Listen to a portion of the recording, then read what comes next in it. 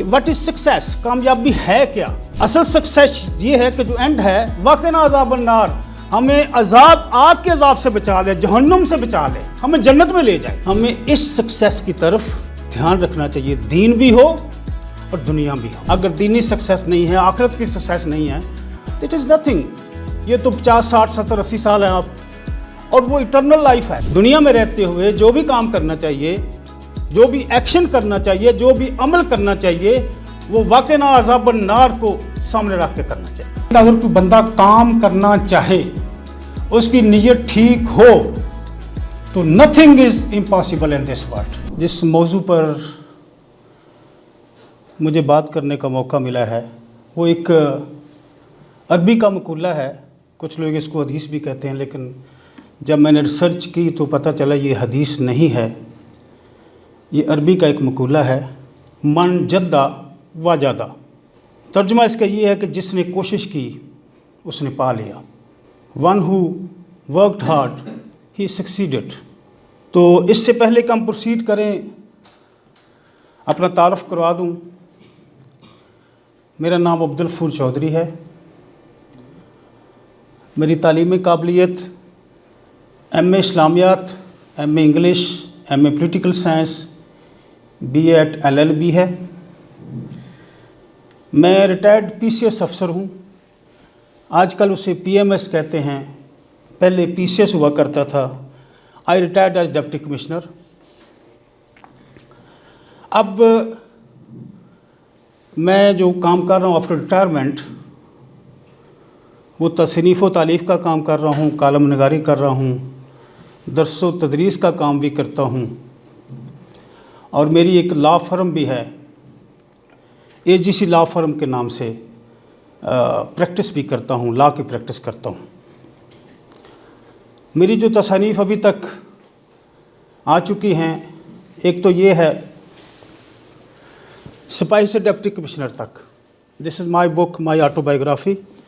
और दूसरी किताब जो है वो प्रेस में गई हुई है, विद इन अ वीक वो आ जाएगी। उसमें ब्यूरोक्रेसी और हमारे हुक्मरान, वो कुछ 400 पेजेस की बुक है, दैट इज़ अंडर पब्लिकेशन। इसके अलावा मैं कॉलम भी लिखता हूँ।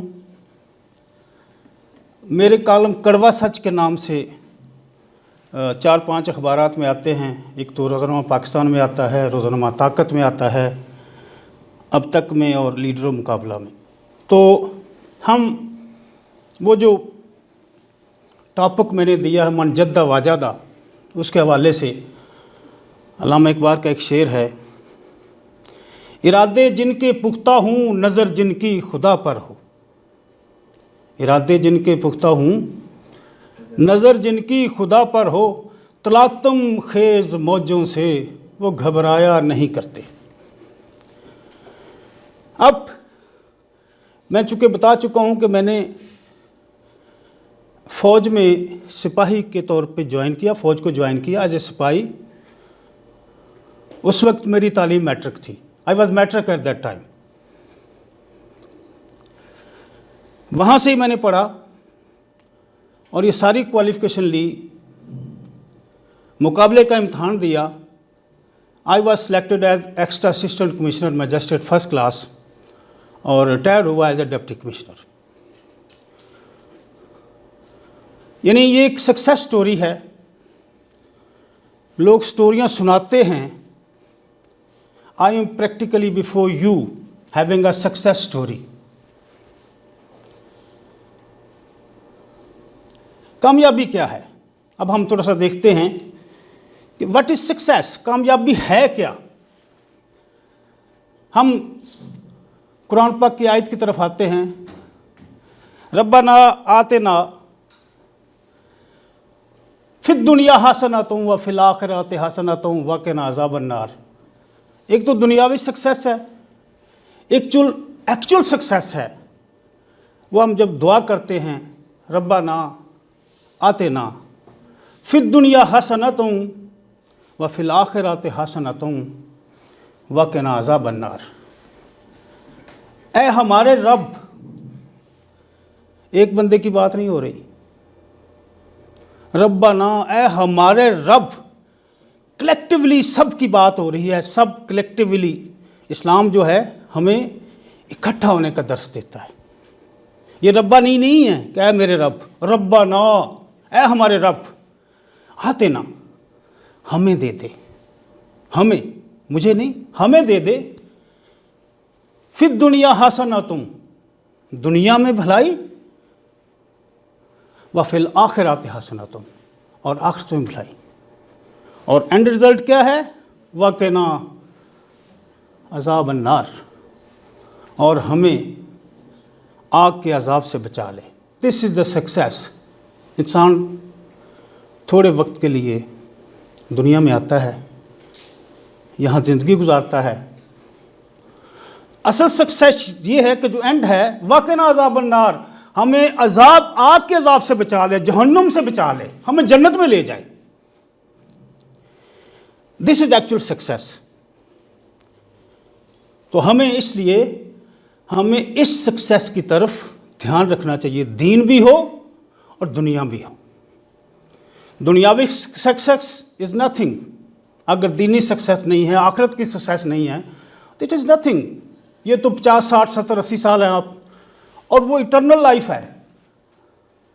यानी आप इटर्नल लाइफ की कॉस्ट पे यहाँ पे आप जो मर्ज़ी करें, तो फिर मैं तो समझता हूँ कि ये हमारी कोई गलतफहमी है। इसलिए हमें दुनिया में रहते हुए जो भी काम करना चाहिए, जो भी एक्शन करना चाहिए, जो भी अमल करना चाहिए, वो वक़ना अज़ाब अन्नार को सामने रख के करना चाहिए। अब मेरी अपनी जो सक्सेस है, उसमें दुनियावी सक्सेस के अनासर मैंने अगला टॉपिक लिया है कि वो क्या हैं। मैं पर्सनली ये समझता हूँ कि आपको उस वक्त तक कामयाबी नहीं मिल सकती जब तक उसमें 3 अनासर ना हो। अल्लाह की खुशनुदी, जब तक आप अल्लाह को खुश नहीं रखेंगे, no success, no success, never at all. दूसरी बात है वालिदैन की खुशनुदी। हम क्या करते हैं, हमारे पेरेंट्स घर में बैठे होते हैं, हम पीरों से दुआएं कराने जाते हैं, फलां बड़ा बुजुर्ग है, फलां बड़ा वलीउल्लाह है। What is this? आपके सबसे बड़े बुजुर्ग, सबसे बड़े वलीउल्लाह आपके घर में बैठे हुए हैं। They are your parents. आपका बाप है, आपकी माँ है, उनसे दुआ कराएं। उनसे दुआ करवाने की ज़रूरत भी नहीं है।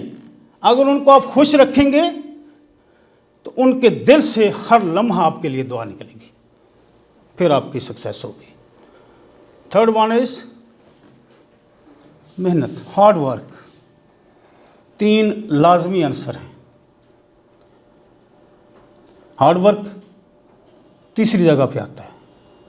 कंडीशंस हैं, जब तक अल्लाह की ज़ात आपके बैक पे नहीं होगी, जब तक पेरेंट्स की दुआएं आपके साथ नहीं होंगी, जब तक आप मेहनत नहीं करेंगे, फिर कामयाबी का ख्वाब सोचना छोड़ दें। These are necessary elements. हम आगे चलते हैं, क्योंकि ये एक सक्सेस स्टोरी है। अब मैं अपने बारे में कुछ बताऊंगा। मेरे वालिदैन ना तो पीएचडी डॉक्टर थे, ना प्रोफेसर थे। मेरी माँ भी, उनके पास रस्मी तालीम नहीं थी। मेरे वालिद साहब के पास भी रस्मी तालीम नहीं थी। मैं अनपढ़ तो नहीं कहूँगा, क्योंकि वालिदैन अनपढ़ नहीं होते, कुरान पाक पढ़े हुए थे, रस्मी तालीम नहीं थी। वालिद साहब एक ज़िम्मेदार थे, काश्तकार थे। और आपको पता है कि मैं जिस वक्त की बात 70s की 60s की बात कर रहा हूँ, उस वक्त ज़िम्मेदारा बहुत मुश्किल काम होता था। ना ट्रैक्टर होते थे, ना ट्यूबवेल होते थे, ना बिजली होती थी। सब कुछ मैनुअल करना पड़ता था। और मेरे वालिद साहब वो काम करते थे। मेरी वालदा साहिबा अल्हम्दुलिल्लाह, अल्लाह उन दोनों को गरीक़ रहमत करे, 5 वक्त की नमाजी तहज्जुद गुजार थी। मेरे बारे में बहुत सारी पेशीन गोइयाँ मेरी बुक में दर्ज हैं। तो मैंने उसका टॉपिक, उसका हेडिंग दिया हुआ है, क्या माओं को इल्हाम होता है, उसके आगे लिखा हुआ है। मैं एक दिन अपनी खाला के पास गया, बड़ी खाला के पास। तबीयत उनकी ख़राब थी, उनके पास जाके बैठ गया। यहाँ लाहौर में रहती थी। Basically she belong to a village, यहाँ लाहौर में शिफ्ट हो गए थे। काफ़ी वीक थी और मेरी आवाज़ से मैंने पूछा जाके, मासी की हाल है? कहती पुत्र तू गफूर है, पुत्र तू गफूर है। मैं कहा जी मासी मैं गफूर हाँ। कहती पुत्र मैंने एक गल याद आ गई। मैं कहा जी मासी। मैंने पहले पूछती है, पुत्र तू जज लगा है ना? मैं सो जुडिशल मजिस्ट्रेट था, एज ए जज काम कर रहा था। मैंने कहा जी खाला जी। अब मैं उनकी अल्फाज में बात, उनकी लैंग्वेज में बात करूंगा, आपको ज़्यादा बात की समझ आएगी। कहती पुत्र तू छोटा जैसे 6 महीनों का, 6 महीनों का, तो तेरी माँ, मेरी वालदा का नाम जैनब था। कहते जैनब तेनू मेरे को लैके आई पहली दफ़ा। असी दोवें भैनां चूल्हे अगे बैठियां, मैं रोटियां पका रही से, तू मेरे को पीढ़ी ते बैठी सी, तो तू ओदी जैनब दी गोद विच से। कहती तू बड़ा मोटा ताज़ा सा, रंग भी तेरा ठीक सी। तो मैं जैनब नूं कहा, जैनब तेरा पुत्र किड्डा सोहना है। बच्चा जैसा भी हो ना, थोड़ा सा सेहतमंद हो, वो खूबसूरत लगता है। अगर सूखा साड़ा हो तो वो जितना मर्जी, वो नहीं अच्छा लगता। मैं सेहतमंद, तब भी सेहतमंद हूँ। कहती तेरी माँ ने ना तेनू इंज चुक्या, इंज उछालिया, हवा च उछालिया। कहने लगी करीमा तेनू की पता है, तेनू की पता है ये मेरा पुत्र किन्ना कर्मां वाला ते भागां वाला होना है, इन्हें जज बनना ही तो बड़ा वड्डा अफसर बनना ही। I was 6 months old. ये होती है माएँ। और माँ के वो अल्फाज जो उस वक्त बोले गए थे, कबूलियत हासिल कर गए। आगे मैं बताऊंगा कि मैंने कैसे स्ट्रगल की और कैसे स्टेज पे पहुंचा। हर बंदा ख्वाहिश करता मुकाबले का इम्तहान पास करूं, मैं एसी लोग हूँ, मैं डीसी लोग हूँ। नॉर्मली हमारी नौजवान नस्ल की ख्वाहिश होती है। तो मेरा जो प्राइमरी स्कूल था, मैं बेसिकली जिला कसूर से बिलोंग करता हूँ। कोट आराइयाँ वाला जो है हमारा गांव है, उसके साथ 1 किलोमीटर पे तकरीबन हमारा मेन जो गांव था खंगरा वाला था। उसमें एक स्कूल था, प्राइमरी स्कूल। सिर्फ 2 कमरे थे, एक बरामदा था, एक ब्लैक बोर्ड था। उसकी फर्नीचर बता रहा हूँ आपको। एक ब्लैक बोर्ड था, एक स्टैंड था। अब तो वाइट बोर्ड आ गया ना, ये बड़े खूबसूरत। उस वक्त ब्लैक बोर्ड चाक से लिखा करते थे। और एक स्कूल टीचर था। कितने स्कूल टीचर थे? एक स्कूल टीचर। और वो कहते हैं ना टाटों वाले स्कूल, मेरे स्कूल में टाट भी नहीं थे। हम क्या करते थे, बोरी, खाद वाली खाली बोरी, वो प्लास्टिक की बोरी, वो तय करके बैग में, बैग नहीं, बैग तो अब है ना, उस वक्त बस्ते होते थे, कपड़े का बना हुआ बस्ता, ऊपर तनियाँ लगी, उस बस्ते में डाल के ले जाते थे। कच्चा फर्श था, मट्टी, नीचे बिछाते थे, बैठ जाते थे, सारा दिन पढ़ते थे। तो जब छुट्टी होती थी ना, बड़ा अजीब ही समा होता था। हर बच्चा जो है ना उसको बोरी को झाड़ता था, और वो ऐसे लगता था जैसे तूफान आया हुआ है। दिस वाज माय स्कूल, जहाँ से मैंने प्राइमरी एजुकेशन हासिल की। आजकल के बच्चे तो आप क्या क्या फैसिलिटीज़ हैं। उसके बाद हाई स्कूल मेरे घर से 6 किलोमीटर दूर था। 6 किलोमीटर, रास्ता भी कोई नहीं था, साइकिल भी नहीं थी। वो बस्ता उठा के, किताबें उठा के 6 किलोमीटर सुबह पैदल जाता था। हम सब लोग, मैं अकेले नहीं था, मेरे सारे क्लास फेलो जी, हमारे गांव के बच्चे, और 6 किलोमीटर पैदल वापस आते थे। ठीक है, हम चूँकि काश्तकार फैमिली से ताल्लुक़ रखता था मैं, और मेरे 2 बड़े भाई थे, वालिद साहब थे, वो जिम्मेदारा करते थे, 2 छोटे थे भी। तो वो कहते थे ये वेला बह के उत्थे आंदा है। कहते स्कूल में तो काम ही कोई नहीं होता, वेला सारा दिन बह रहता, इसको काम लगाओ।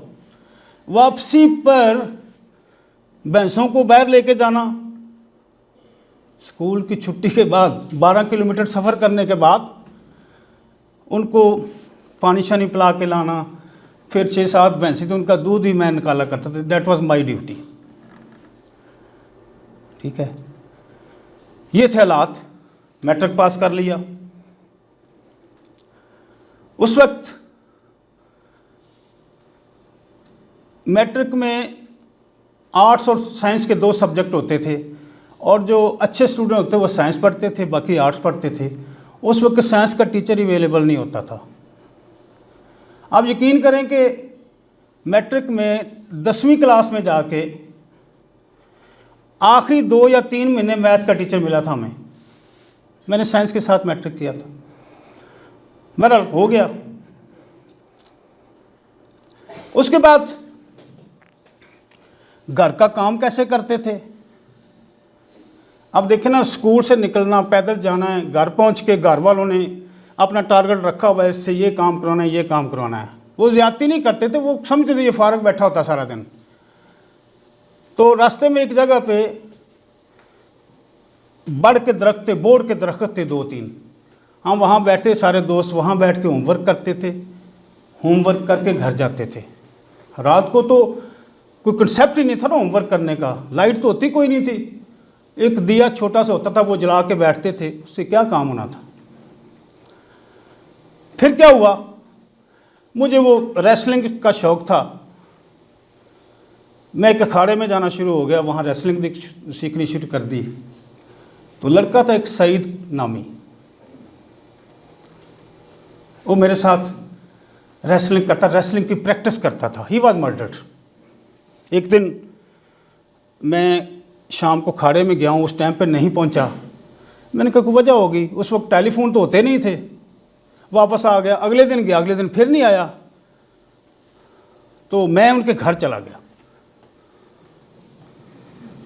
तो उसकी वालदा आई, मैंने कहा खाला वो सईद किधर है। कहते वो कल से मिल नहीं रहा, कल शाम से घर से निकला हुआ है, पिछले टाइम से वापस नहीं आया। बहरहाल उसको, उनकी फैमिली के लोग थे, उन्होंने कत्ल किया। उसकी लाश, वजह होगी, लाश उसकी बोरी में डाली और नहर में फेंक दी। अब उन्होंने FIR दर्ज करवा दी। बाद में उसकी लाश मिली एक थाना कंगनपुर इसको एरिए से, तो 302 की FIR हो गई। अब हम चूँकि मैं पढ़ रहा था, मेरे छोटे भाई भी पढ़ रहे थे, हमारा ज़िम्मेदारा भी काफ़ी बेहतर हो गया था। तो वालिद साहब ने गलती की, इलेक्शन लड़ लिया काउंसलर का उस वक्त। तो जो बड़े चौधरी थे ना गांव के, उनको बड़ी तकलीफ़ थी कि यार ये बंदे ग्रो कर रहे हैं। लड़का भी इनका मैट्रिक कर गया है। उस वक्त मैट्रिक एजुकेशन, अब आज तो कुछ नहीं, उस वक्त बहुत ज़्यादा एजुकेशन होती थी। उन्होंने उधर रब्ता किया जो मकतूल के पेरेंट्स थे। वो कहते ये गफूर नूं ज़रा फड़वाओ, इसकी तफ्तीश करवाओ, इसने मर्डर किया होगा। उन्होंने जाके थाने में मेरा नाम लिखवा दिया। पुलिस मुझे अरेस्ट करने आ गई। उस वक्त तांगे पे पुलिस आती थी। हम बाहर बैठे हुए थे, दोपहर का मौसम था, 12-1 बजे का। एक टाली हमारे गांव घर के बाहर थी, वहाँ लेटे हुए थे, बैठे हुए थे, तो पुलिस का तांगा गुजरा। वो अगले गांव में गया जहाँ पे वो नंबरदार का घर था, पहले उसके पास जाना था उन्होंने। तो एक पुलिस वाले बंदे ने आके सिविल कपड़े में आया, मेरे भाई के पास आया। उसने कहा भी ये गफूर को पकड़ने के लिए आए हैं कत्ल के केस में। बड़े परेशान हुए। आपको नहीं पता शायद 302 का मुकदमा जो होता है, जिसके खाते में पड़ जाए उम्रें लग जाती हैं। अब मैं वकालत करता हूँ, प्रैक्टिस करता हूँ, 302 की अल्लाह ना करे किसी के घर से करीब से भी गुजर जाए, तबाही फिर जाती है। हम फ़ौरन घर गए, मशवरा किया कि मुझे वालिद साहब ने कहा आप निकल जाओ घर से। मैं वहाँ से भागा, लाहौर आ गया। और जो रास्ता था थाने का, उस रास्ते से नहीं, एक और रास्ते से गया। बस पकड़ी, लाहौर गया। 2-3-4 बसें पकड़ के लाहौर पहुँचा। यहाँ मेरे एक फूफीजाद भाई थे, उन्होंने मुझे, वो फ़ौज में सूबेदार थे उस वक्त, कहते खैरियत है, अचानक पहुंचा। उस वक्त तो टेलीफोन तो था नहीं, ना को ख़त होता था, ख़त हफ्ते के बाद कहीं पहुंचता था। तो मैंने कहा ये मसला है कि वो लड़का कत्ल हो गया था, पुलिस मुझे पकड़ने आ गई थी। कहता यार ये तो बड़ा ख़तरनाक काम है। मुझे कहते हैं आपको फ़ौज में ना भर्ती करवा दें। मैंने कहा क्या भर्ती कराएं? कहते आप मैट्रिक पास हैं तो सिपाही भर्ती होंगे। मैंने कहा जो अफसर बनते हैं वो? उन्होंने कहा वो तो FA पास होना चाहिए, FSC होना चाहिए सेकंड लेफ्टिनेंट के लिए। तो मैं चूँकि FSC कर रहा था, प्री मेडिकल कॉलेज में जाता था, तो मेरी ख्वाब तो कुछ और थे कि डॉक्टर बनूंगा, ये होगा वो होगा। उन्होंने मुझे कहा कि देखें 302 का मुकदमा है, अगर तुम्हें पुलिस वाले पकड़ के ले गए तो फिर 1-2 साल खैर है, तू बेगुनाह भी होगा, अपनी बेगुनाही साबित करने के लिए 2 साल लग जाएंगे, उसके बाद कैरियर तबाह। मैंने कहा ठीक है। तो उन्होंने मुझे लाहौर में बाई चांस भर्ती हो रही थी यूनिट के अंदर ही, उन्होंने मुझे वहाँ पे सिपाही भर्ती करवा दिया। सिपाही लोएस्ट रैंक होता है फौज का, लोएस्ट रैंक, सबसे निचला रैंक। मेरी यूनिट थी आर्टिलरी की, जो तोपखाना होता है, उसमें मेरा ट्रेड था टेक्निकल असिस्टेंट। टेक्निकल सा काम था, लेकिन था सिपाही। अब ये स्टोरी आपको सुनाने का मकसद ये है कि आपको अंदाज़ा हो जाए कि जिस बंदे ने कोई काम करना होता है, जिस तरह के भी हालात हों वो कर लेता है, मन जद्दा वाजादा। अब आपको मैं स्टोरी सुनाता हूँ। सिपाही भर्ती हो गया तो जो कमरा हमें मिला, पहले दिन की रुदा सुनाता हूँ। बड़े बड़े ऊंचे ऊंचे 15-20 फुट पे छत थी ऐसे लोहे की। उस कमरे में बिजली नहीं थी। मैं 20 अप्रैल को भर्ती हुआ था। 20 अप्रैल को, अप्रैल में ठीक ठाक गर्मी शुरू हो जाती है। तो चरपाई भी नहीं थी, बिजली भी नहीं थी, चरपाई भी नहीं थी। एक कंबल दिया और नीचे बिछाने के लिए, एक दरी दी, दरी उसको हम सराहना बना के सोते थे। This was my bedding. वो बैरक थी 50-60 लोगों की, जिसमें लाइट ही नहीं थी। वो कहते थे कि आपको हमने ना आपकी वो कर रहे हैं, कैपेसिटी बिल्डिंग कर रहे हैं। This was our capacity building, ठीक है। और ऐसी कैपेसिटी बिल्डिंग उन्होंने की। उसके बाद ट्रेनिंग शुरू हो गई। तो ट्रेनिंग जब शुरू हुई तो सुबह हम नमाज के फ़ौरन बाद हमारा काम ये होता था, सबसे पहले अपने कमरे को साफ़ करना, वो बोरी जो होती थी रखी थी छुपा के हमने, वो धो के लाते थे, अपना कमरा साफ़ करते थे। उसके बाद जो बैरक के बाहर पौधे हैं उनको ला के पानी डालते थे। उसके बाद अपना लंगर से, उस वक्त लंगर कहते थे, आजकल उसको सोल्जर मेस कहते हैं, लंगर से जाके अपनी पूड़ियाँ और चाय लेके आते थे नाश्ते के लिए। और पूड़ियाँ क्या होती थी, वो ऐसे ही था कि जैसे आटे की आप एक रोटी पकाएं, ये हलवा पूड़ी वाली नहीं होती जो आजकल आपको मिलती हैं। आटे की रोटी को आप ऑयल में फेंक दें तो वो कैसी पूड़ी बनेगी, वो जिसके दांत मारे हों वो खा भी नहीं सकता था। नाश्ता वाश्ता करके उसके बाद फिर हमारी फालन हो जाती थी, विसल होती थी, हम सारे इकट्ठे होते थे। 40 मिनट पीटी होती थी, पीटी के बाद फिर 10 मिनट की ब्रेक होती थी। उस 10 मिनट में हमने ड्रेस चेंज करना होता था, पीटी का ड्रेस चेंज करके यूनिफॉर्म पहनना होता था, फिर चल ड्रिल होती थी। करते करते ट्रेनिंग मुकम्मल हो गई। तो हमारी यूनिट लाहौर थी, लाहौर से उन्होंने कहा जी आपने अब कोहाट जाना है, वो भी एक लंबी दास्तान है।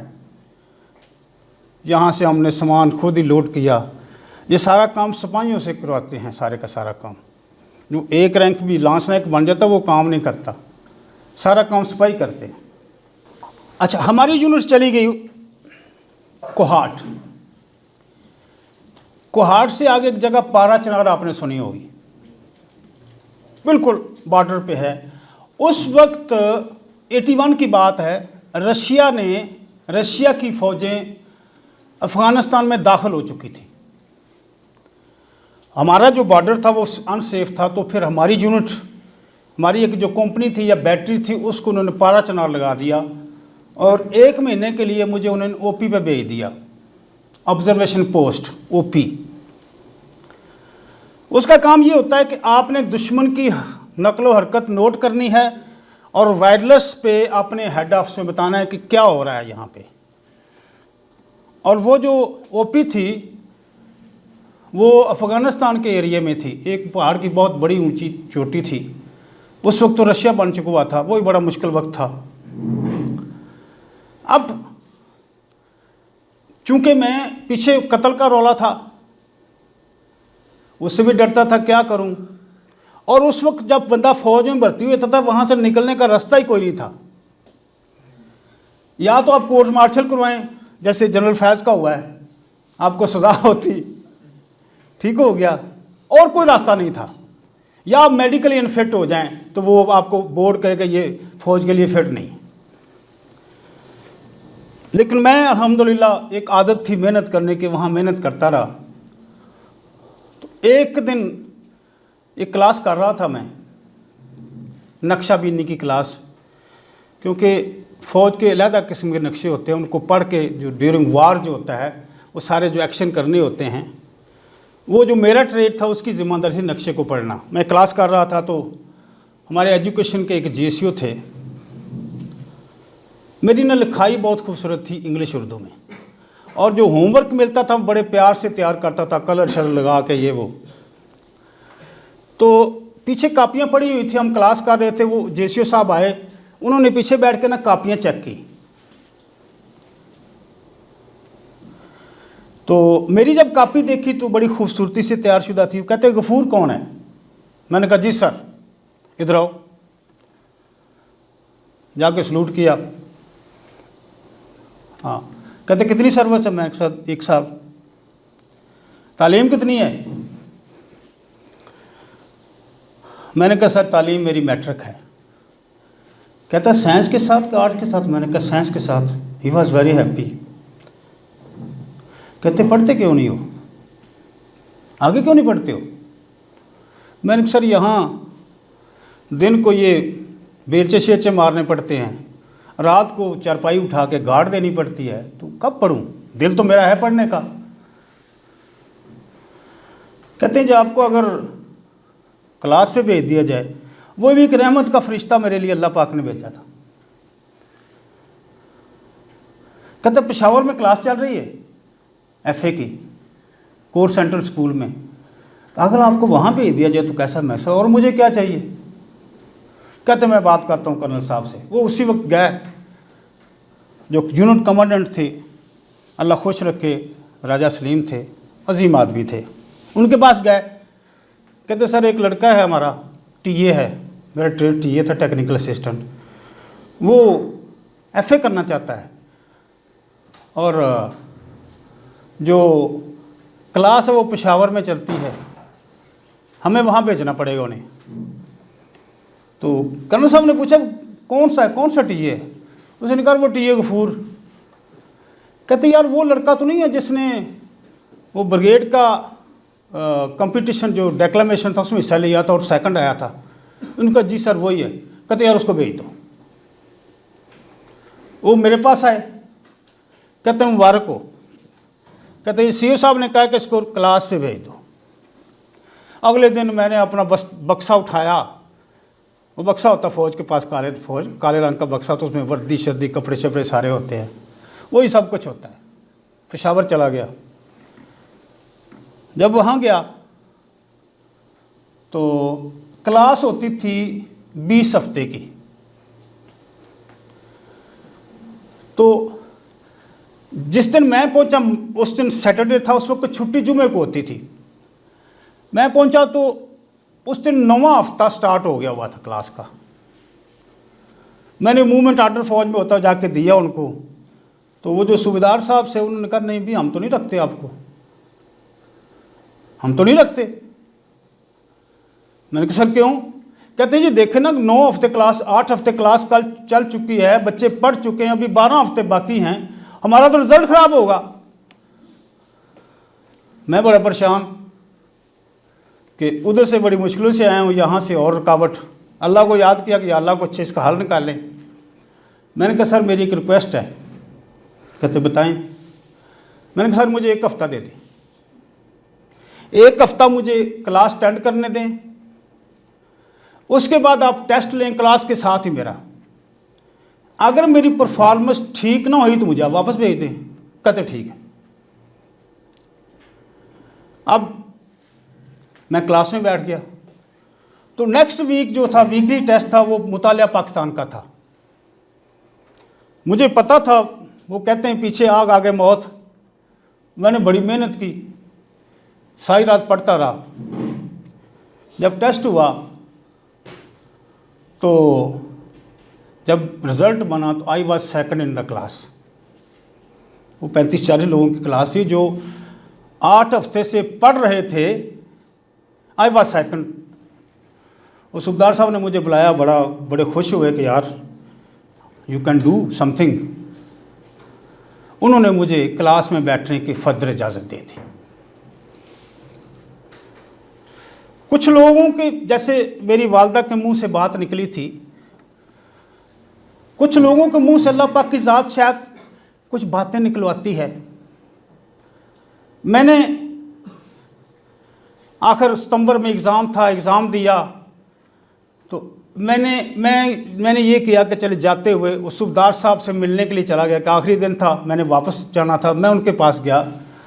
वो ऐसे दरवेश आदमी थे जो सूबेदार साहब को एक जेसीओ मेस अथराइज होती है, वहाँ रूम मिलता है, उनका खाना पीना अलहदा होता है और साथ एक बैटमैन भी मिलता था, एक मुलाजम मिलता था। लेकिन वो मस्जिद के उजरे में सोते थे, दरवेश आदमी थे। उनसे मिलने गया, उन्होंने चाय शाय पिलाई, मेरे से बड़े खुश थे। मुझे कहने लगे गफूर तेरी ना बोर्ड में पोजीशन आनी है।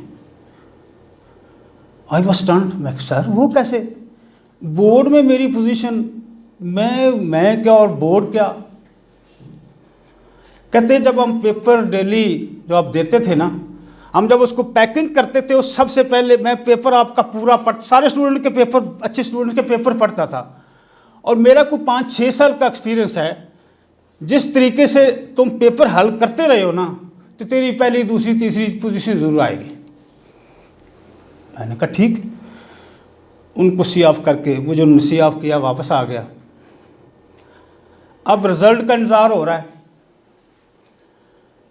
तो 3 महीने बाद रिजल्ट, वहाँ फौज में बड़ा ऑर्गेनाइज काम होता है, after 3 months, within 3 months result आ जाता है। तो मैं इंतजार में था, रिजल्ट आ जाता है, कल आता है। तो जिस दिन रिजल्ट आया उस दिन लकीली फिर उस दिन भी मैं एक क्लास ही कर रहा था, क्लास अटेंड कर रहा था अपने ग्रेड की।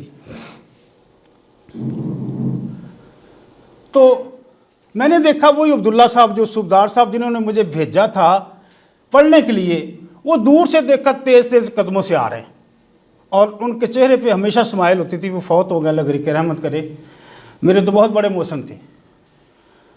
तो वो जब पहुँचे हमारे पास तो कहते गफूर इधर आओ। मैं जी सर, मैंने सलूट किया, उन्हें मुझे गले लगाया, कहते मुबारक हो। मैंने कहा सर किस चीज़, कहते पास हो गए हो। मैंने कहा sir thank you very much. मैं सर आपकी वजह से आपने मुझे इस लाइन पे लगाया। तो मैंने ऐसा से पूछा सर सिर्फ पास हुआ हूँ? मेरे जहन में वो थी बात पोजीशन वाली। कहता और क्या होना था, पास हो गए हो, यहाँ लोग पास नहीं होते, 5-5 का पार्ट्स आती है, तू 3 महीने क्लास करके पास हो गया हुआ है। मैं थोड़ा सा परेशान हुआ कि मुझे वो सूबेदार साहब जो दरवेश था, दरवेश ने कहा था कि तेरी पोजीशन आएगी। फिर कहता है दोबारा जफ्फी डालो मुझे। मैंने कहता है आपने you stood first in the board, armed forces board for higher education, you stood first. बस मेरी क्लास के बच्चे थे वो सारे उठे, सारे मुझे मुबारकबाद दें, ये वो शोर मच गया पूरी यूनिट में। मुझे फिर मेरे सीओ साहब ने बुलाया, इनाम दिया, एक रैंक भी प्रमोट कर दिया। बहरहाल मैंने कहा FA पास हो गया हूँ, अब अफसर बनता हूँ, फौजी अफसर, लेफ्टिनेंट, सेकंड लेफ्टिनेंट। OTS में मैंने अप्लाई कर दिया। मुझे मेरी आई साइट तब भी वीक थी, अब भी वीक है। ग्लासेस तब भी लगाता था, अब भी लगाता हूँ। मैं अप्लाई करने से पहले मैं जो वहाँ का कोहाट का CMH का जो चाइल्ड स्पेशलिस्ट था, कर्नल इकबाल था, उनके पास गया। मैंने कहा सर मैंने अप्लाई करना है, तो मेरी आई साइट चेक कर दें वेदर आई एम फिट और नॉट। उन्होंने चेक शुक करके ग्लासेस लगा कर उन्होंने कहा you are fit, you can apply. मैंने अप्लाई कर दिया, सारे इम्तहान पास पूस हो गए। तो जब फाइनल मेडिकल की बात आई तो बाकी सारे डॉक्टर ने मुझे क्लियर कर दिया, डॉक्टर इकबाल ने मुझे अनफिट कर दिया, मेडिकली अनफिट कर दिया। कहता आपकी आई साइट ठीक नहीं है, आप तो नहीं पढ़ सकते। मैं था तो उस वक्त सिपाही, लेकिन कम से कम इतनी अखलाक की जरूरत थी। एक कर्नल के साथ मैंने कहा सर आप क्या कर रहे हैं? मैंने कहा मैंने आपसे परमिशन लेके, आपसे पूछ के, ये आपका कार्ड है, ये मुझे ना आपने नंबर दिया था, मुझे आपने कहा था कि अप्लाई करें, मैंने इतनी मेहनत की है। कहता नहीं हो सकता, यहाँ पत्तों की का मेऊ था, वो नहीं हो सकता, मेऊ था। और मैंने कहा सर, मैं भी थोड़ा सा रैश हो गया, सिपाही था, सिपाही बेचारा कर्नल के सामने बात नहीं कर सकता, जरूरत नहीं होती, वो लेफ्टिनेंट के सामने बात नहीं कर सकता। मेरा चूंकि फ्यूचर दाव पे लगा हुआ था, अंदर से वो आग लगी हुई थी, यार ये क्या कर रहे हैं मेरे साथ। मैंने कहा सर आप मेरे फ्यूचर के साथ खेल रहे हैं।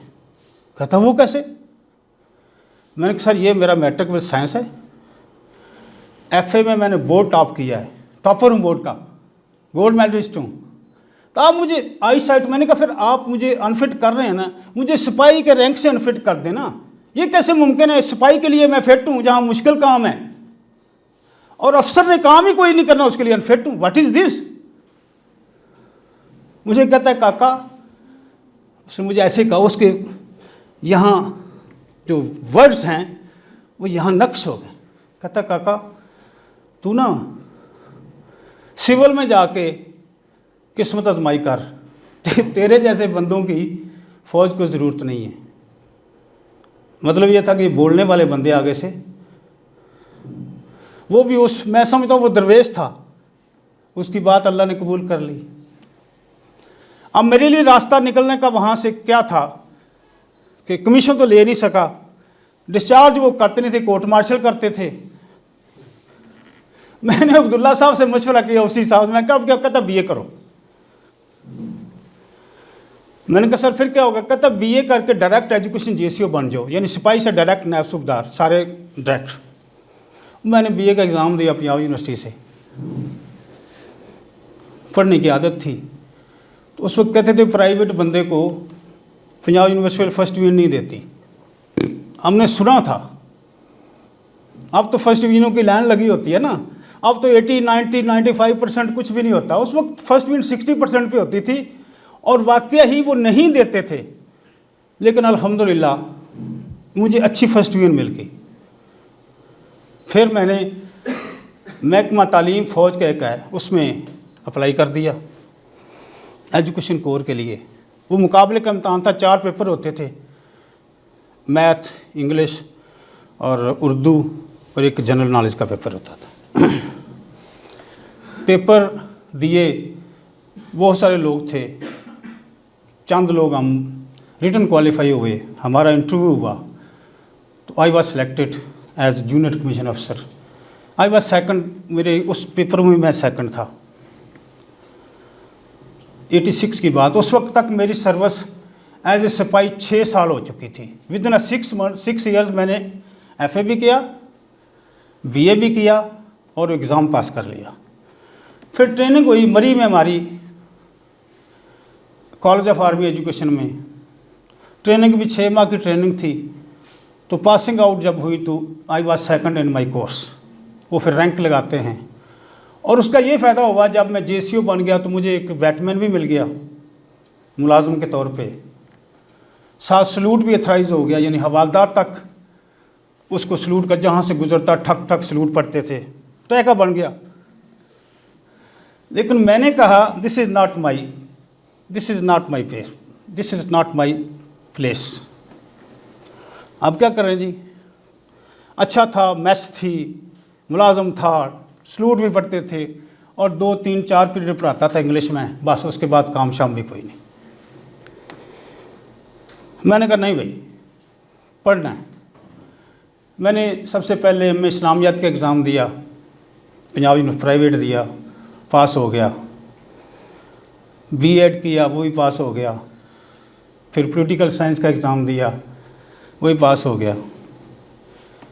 फिर मैंने पोस्टिंग अपनी करवा ली बहावलपुर, इस्लामिया यूनिवर्सिटी में पोस्टिंग हो गई। उधर इस्लामिया यूनिवर्सिटी बहावलपुर से मैंने MA इंग्लिश करना था, तो MA इंग्लिश का एग्ज़ाम दिया, पार्ट 1 का दिया, मेरा क्लियर हो गया। पार्ट 2 का एग्ज़ाम जब मैं देना था, उस साल में मैंने गलती ये की, उस साल में मेरा पार्ट 2 का इंग्लिश का एग्ज़ाम भी था, उसी साल मैंने PCS का एग्ज़ाम भी दे दिया, उसी साल CSS का एग्ज़ाम भी दे दिया। 3 एग्ज़ाम इन अ ईयर। अब हुआ यूँ, मेरा MA इंग्लिश तो पास हो गया। हाँ, उसी साल मैंने 1-2 और एग्ज़ाम, ISI का एग्ज़ाम दिया, वो भी क्वालिफाई हो गया। तो PCS और CSS के एग्ज़ाम फेल हो गया उसमें। और कैसे फेल हुआ? अब हैरानी की बात है कि मेरे CSS में 548 मार्क्स थे, 548, एग्रीगेट थे 550, 2 नंबर से फेल हो गया।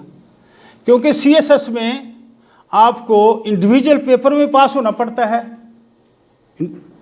40% मार्क्स लेने पड़ते हैं, और टोटल जो है ना आपका 50% कम से कम एग्रीगेट होगा, तो फिर आप कंसिडर होंगे कि आप पास हो गए। PCS में ये हुआ, मुतालिया पाकिस्तान जिसको मैं समझता था इट्स ऑन माई टिप्स, उसे मेरे 31 नंबर आए।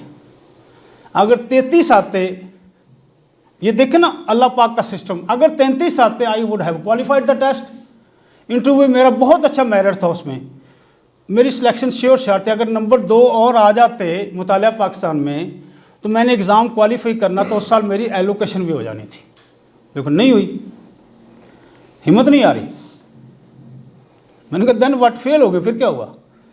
अगले साल CSS की मेरी एज उससे निकल चुका था, आखिरी चांस था मेरी एज का।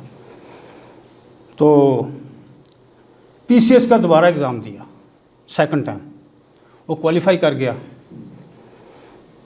इंटरव्यू हुआ, वो भी हो गया। तो मेरा मेरिट थोड़ा सा कम था, तो मेरी जो एलोकेशन हुई कोऑपरेटिव सोसाइटी में एज असिस्टेंट रजिस्ट्रार हुई। मेरा टारगेट कुछ और था। मेरा टारगेट था मैजिस्ट्रेट बनना, ईएसी बनना। मेरी सिलेक्शन हो गई। मैंने वहाँ से 15 साल मेरी सर्विस हो गई थी आर्मी से। मीनवाइल 15 साल 3 महीने। उसका फ़ायदा ये हुआ, अब इंसान कुछ सोचता है। एक हम प्लानिंग करते हैं ना, यहाँ प्लानिंग करते हैं, दुनिया की प्लानिंग, एक मेरी और आपकी प्लानिंग, एक ऊपर प्लानिंग हो रही होती है, अर्श पे प्लानिंग हो रही होती है। अगर मेरी उससे 1 साल पहले सिलेक्शन हो जाती तो मुझे आर्मी से कोई बेनिफिट नहीं मिलने थे। ये अल्लाह की प्लानिंग देखे। अगले साल मेरी प्लानिंग हुई, मेरी सर्विस 15 साल 3 महीने होगी, मुझे वहाँ से पेंशन मिल गई। Now I am getting 2 pensions. Allah की प्लानिंग। मेरी प्लानिंग कुछ और थी। तो यहाँ मैंने ट्रेनिंग की, पोस्टिंग हो गई। लाहौर में मेरी पोस्टिंग थी जुडिशल अफसर के तौर पे लिक्विडेशन बोर्ड में। कुछ लोगों की दुआएं जो होती हैं ना, एक यहाँ जब मैं जुडिशल अफसर था तो एक शाह साहब थे। मेरे पास जो कोऑपरेटिव बैंक बने थे किसी दौर में, आप तो शायद उस वक्त पैदा नहीं हुए होंगे या हुए होंगे, छोटे छोटे होंगे। उनके केसेस थे, लोगों ने लोन लिए हुए थे, उनकी रिकवरी के मेरी कोर्ट ने ऑर्डर करना, डिग्री जारी करनी होती थी और उसकी एग्जीक्यूशन होनी थी। एक शाह साहब थे, उनकी एज थी 70-75 साल, 74-75 साल थी। मैं नया नया गया तो वो बड़ी मुश्किलों से, उनके ऊपर कोई करोड़ों रुपए का ना बना हुआ था सिस्टम। 2 तारीखें आए, तीसरी तारीख में मेरे लीडर को कहते हैं कि मैंने सर से मिलना, टाइम लेके दें। मैंने कहा यार हम तो किसी को नहीं मिलते, जिसका केस होता उसको तो बिल्कुल नहीं मिलते। उसने बड़ा तरला किया। मेरे पास लीडर आया कि सर वो शाह साहब बड़े बुजुर्ग आदमी हैं, वो आपसे मिलना चाहते हैं। मैंने कहा बुला लो। कहने लगे सर मैं 2 साल से ये सीढ़ियाँ चढ़ रहा हूँ, 2 साल से मैं आता हूँ, कोई कार्रवाई नहीं होती, तारीख डलती है। जो असल मालिक हैं सोसाइटी के वो नहीं आते, वो अमीर लोग हैं वो नहीं आते। मैं अकेला यहाँ आता हूँ, तारीख डलती चला जाता हूँ। तो केस मेरा ये है कि मैं ब्रांच मैनेजर था इनका, इन्होंने आखिरी दिनों में मुझे एज ए डायरेक्टर डाला। मैं ब्रांच मैनेजर था, एक मैनेजर वहाँ लोगों के पैसे इकट्ठे रिश्तेदारों के किए हुए थे, डिपॉजिट लिया हुआ था। जब ये डूबने लगे इन्होंने मुझे एज ए डायरेक्टर डाल दिया उसमें, मालिकों ने। और जो लॉ है कोऑपरेटिव लॉ, वो डायरेक्टर जो होते हैं वो इंडिविजुअली भी और सेवरली भी जिम्मेदार होते हैं किसी लॉस के। यानी अगर 50 करोड़ रुपया लॉस है तो जितने डायरेक्टर थे they have to cope with that loss, उन्होंने लॉस पूरा करना था। और वो कहता मैंने सर ये हुआ, मेरे पास समनाबाद में 1 कनाल का घर था, मैंने वो बेच के जिन लोगों के डिपॉजिट मेरे रेफरेंस से आए मैंने उनको वापस कर दिया, मैं किराए पे रह रहा हूँ। और मेरा एक ही बेटा है फारूक, वो लाहौर हाई कोर्ट के सामने बिरयानी की रेहड़ी लगाता है। मैं खाते पीते घर का बंदा था, मैं बिरयानी की रेहड़ी पे आ गया हूँ। मेरा बेटा वो कमाता, हम गुजारा करते हैं, किराए पे रह रहे हैं। तो मेरे साथ बड़ा जुल्म हुआ है। तो आप चूँकि काम शाम कर रहे नज़र आ रहा है तो मेहरबानी करें मेरे साथ इंसाफ करें। मैंने कहा ठीक है। मैंने दूसरी पार्टी को बुलाया, मैंने कहा लाएं जी सबूत लेके आए। उनके पास सबूत ही कोई नहीं थे। एक लिस्ट बनी हुई थी, ये डायरेक्टर है। मैंने कहा बताएं कि इसने कहीं किसी प्रोसीडिंग पे साइन किए हैं? नहीं जी साइन नहीं किए। मैंने कहा ये लिस्ट जो आपने बना के मेरे पेश की हुई है without any signature, can it be taken as evidence? नहीं सर जी देखें जी रिकवरी करनी, ये करनी, वो करनी है, तो देखें जी हमारे अफसर हैं। मैंने कहा मैं अफसरों का मतहत थोड़ा हूँ, मैंने तो इंसाफ करना है। बहरहाल 2-3 तारीखें पड़ी, मैंने सारा रिकॉर्ड मंगाया, कुछ नहीं था। मैंने शाह साहब को बरी कर दिया। 1-1.5 करोड़ रुपए थे उस वक्त उसके ज़िम्मे पर जो बनते थे, था बेगुनाह। उस वक्त मैंने पीसीएस का लास्ट चांस था, मैंने एग्ज़ाम दिया हुआ था, रिज़ल्ट का वेट कर रहा था। अब यकीन करें, अदालत में था, वो शाह साहब, उनकी आंखों से छम छम आंसू बरस रहे थे कि इज इट पॉसिबल कि पाकिस्तान में भी ऐसे मुमकिन है, कोई रिश्वत नहीं, कोई सिफारिश नहीं, और मुझे मेरिट पे बरी कर दिया गया। और फिर शाह साहब ने ऐसे हाथ उठाए, अदालत भरी हुई है, उसने कहा सर जी मैं सैयद का बेटा हूं, मेरी जो छठी जो है वो ये कह रही है कि आपको अल्लाह ने डीसी बनाना है, आपको अल्लाह ने डीसी बनाना है। शाह साहब को नहीं पता था कि मैंने कोई एग्ज़ाम दिया हुआ है, नहीं पता था, बिल्कुल नहीं पता था। और मेरा जो एग्ज़ाम था, जो पेपर थे, मैं एक्सपेक्ट कर रहा था कि मेरे उस लेवल के पेपर नहीं हैं कि मैं एसी या ईएसी बन सकूं, सेक्शन अफसर आएगा मेरा जो मेरिट है। लेकिन जब रिज़ल्ट आया तो मैं पूरे पंजाब का टॉपर था। शाह साहब ने, और फिर मैं उस लाइन में लग गया, ईएसी, फिर एसी, फिर एडीसी, फिर डीसी, फिर कमिश्नर। ये दुआएं दिल से निकली हुई दुआएं, और मजलूमों में भी दुआएं अब भी कबूल होती हैं। इसलिए लोगों की दुआएं लें, लोगों के काम आएँ। उसके बाद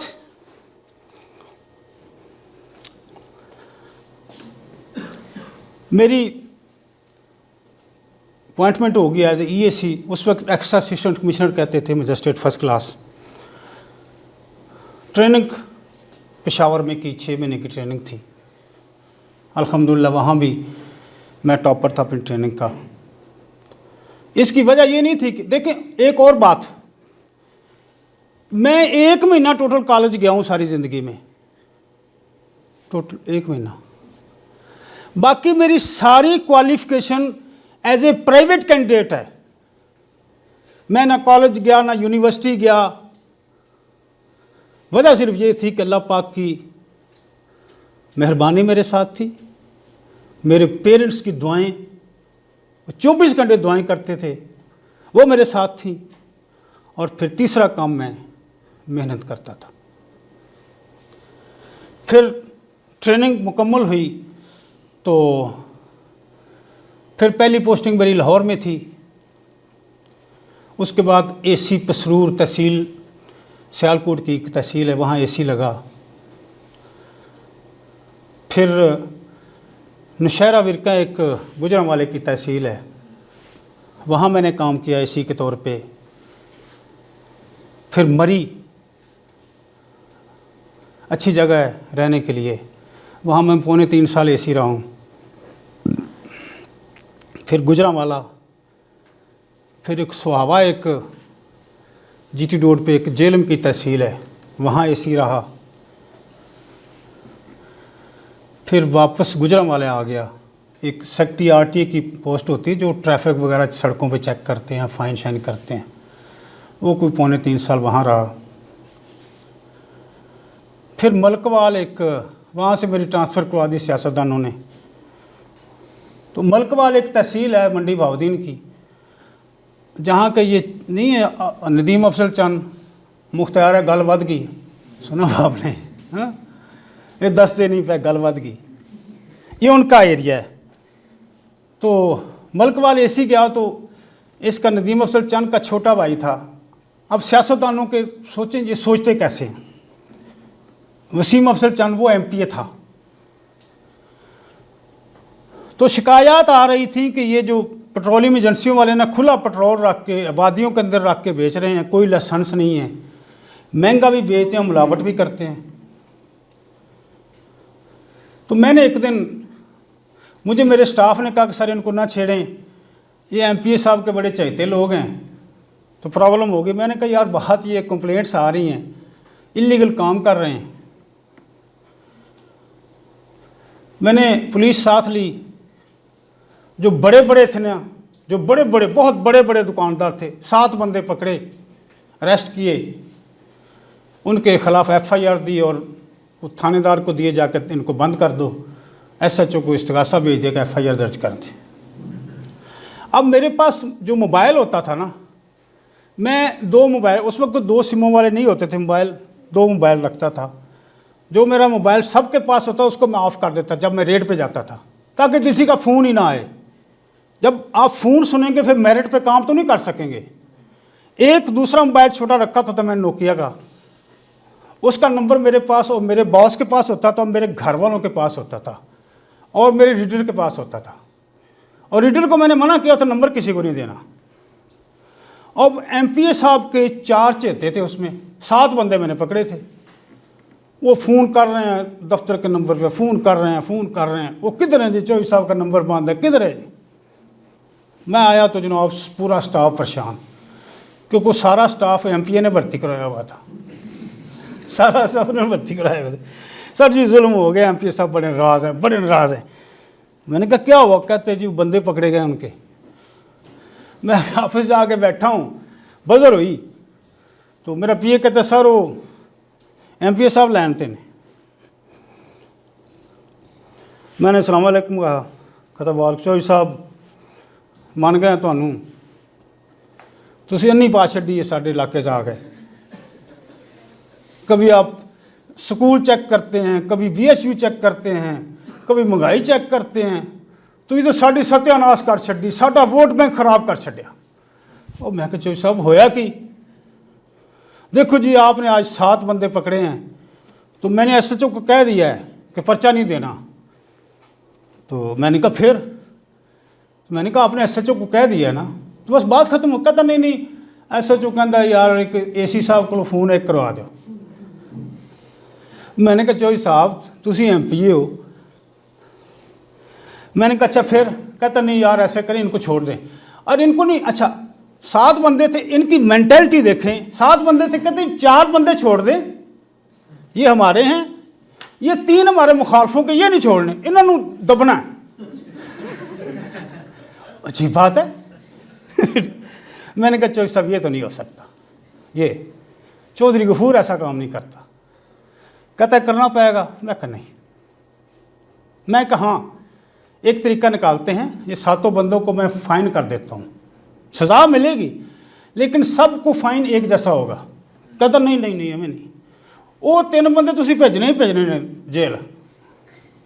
मैंने कहा नहीं, ठप फ़ोन बंद कर। बहरहाल FIR हो गई, जो भी हुआ। 2 दिन के बाद वीकेंड था, मैं लाहौर आया हुआ था, घर में मेरा लाहौर में है, तो मैं किसी दोस्त से बैठा था और TV देख रहा था। TV पट्टी चलती जब हमारे तबादले होते हैं ना, लिखा था चौधरी अब्दुल गफूर AC मलकवाल को ट्रांसफ़र कर दिया गया। अगला टिकर ये था कि चौधरी अब्दुल गफूर को AC रुझान लगा दिया गया। रुझान पता कहाँ? रुझान जो है पंजाब की आखिरी तहसील है, ज़िला राजनपुर की, उसके बाद बलूचिस्तान शुरू हो जाता है। मैं बड़ा परेशान, मैंने कहा यार क्या हुआ? मैंने फ़ोन किया अपने सेक्रेटेरिएट में, लड़का कहता सर कल दसांगे। कल फ़ोन किया, कहते जी कल हुआ यूँ था कि चीफ सेक्रेटरी साहब को आके सारे MP MNA मिले थे मंडी बहाउद्दीन के। अच्छा उस वक्त यूँ था कि मंडी बहाउद्दीन ज़िले में नून लीग के पास एक भी सीट नहीं थी, सारे की सारी सीटें पीपल्स पार्टी वालों के पास थी, और इनकी जॉइंट वेंचर थी नून लीग और पीपल्स पार्टी की। 2009-10 की बात कर रहा हूँ। उन्होंने कहा जी इस बंदे को तबादला करो और इन्हों OSD नहीं लाना, OSD भी नहीं लगाना। OSD होता ऑफिसर ऑन स्पेशल ड्यूटी, वो फिर यहाँ लाहौर में आके हाजिरी देता, उसका कोई काम नहीं होता। उन्होंने कहा इसको अगर OSD लगाएंगे ये घर आ जाएगा। ठीक है, इसको रुझान भेजो। अब मैंने अपने DCO, उस वक्त DCO होते थे, अब डिप्टी कमिश्नर, उस वक्त DCO, मैंने DC साहब को फ़ोन किया, मैंने कहा सर मेरा तबादला हो गया। कहते किस कैसे? मुझे भी 2.25 महीने हुए थे वहाँ पे, इंतहाई प्री मैच्योर था। मैंने कहा जी वो वसीम चंद एंड कंपनी ने, अफसर चंद वगैरह ने तबादला करवा दिया। कहता मैं कमिश्नर साहब से बात करता हूँ। ये मैंने लिखा हुआ ना, ब्यूरोक्रेसी की सर्वस फूलों की सेज नहीं है, एक आग का दरिया है और डूब के जाना है। अच्छा, डीसीओ साहब ने कमिश्नर साहब से बात की, सर चोरी गफूर एक ही बंदा ज़िले में काम करने वाला, ये 2.5 महीने हो गए हैं, उसने ये चीज़ें सारी सीधी कर दी हैं तहसील की, और बाकी ऐसी सोए रहते हैं, ये सुबह से लेकर रात तक काम करता है, तो सर इसको तो मैंने नहीं जाने देना। कमिश्नर साहब मुझे जानते थे, मैंने उनके साथ काम, उसने कहा यार बात तो ठीक है, वो बंदा बहुत काम करता है। उन्होंने चीफ सेक्रेटरी से बात की, उसने कहा यार बड़ी शिकायत है, सारे MP मैंने आ गए थे, सारे इकट्ठे करके ले गए। उनके सर आप ऐसे करें, मलकवाल में आप ना कैंसिल करें, इसको हेडक्वार्टर पे AC लगवा दें, मंडी बाव दें। वो कुब्बे को लत लग गई, वो छोटी सी तहसील थी, वहाँ से मेरा तबादला में हेडक्वार्टर पे आ गया, बड़ी तहसील में आ गया, AC लग गया। बहरहाल ये बड़े तड़पे, फिर गया, देखो जी आपने क्या किया जी, ये आपने उसको बड़ी सीट पे बिठा दिया है। क्यों बिठाया जी? हमने तो रुझान भिजवाना था ताकि जो 20 बच्चों के पास भी ना रहे, वो दूर ही रहे। अब वहाँ ही मेरी प्रमोशन हो गई। अगला एक वाक़या आपको सुनाता हूँ, इनकी मेंटालिटी सिर्फ ये करते क्या हैं। और ये जो मैंने किताब लिखी ना, ब्यूरोक्रेसी और हमारे हुक्मरान, मैं ये समझता हूँ ब्यूरोक्रेट्स भी इक्वल के ज़िम्मेदार हैं। हमारी तबाही में सबसे ज़्यादा हिस्सा हमारे सियासतदानों का है, सबसे ज़्यादा हिस्सा। कहते हैं जी वो जी फौज आ जाती है, तो आप गेट नंबर 4 की तरफ देखते क्यों हैं? इकट्ठे होके बैठे ना, कैसे फौज आएगी? आप छुप छुप के क्यों वहाँ जाते हैं? जब फौज इन एक पार्टी को लेके आती है, कहते हैं फौज बड़ी चंगी है, जब उसको निकाल के दूसरे को लाते कहते हैं फौज बड़ी गंदी है। ये क्या बात हुई भाई? जब फौज आपको ले आए तब अब्बा जी है, जब निकाल दे तो वो जो पता नहीं क्या से क्या हो जाता है। ये इस तरह के हैं। बहरहाल ये चूँकि रिकॉर्डेड चीज़ें हैं तो थोड़ा सा हाथ हौला रखूँगा।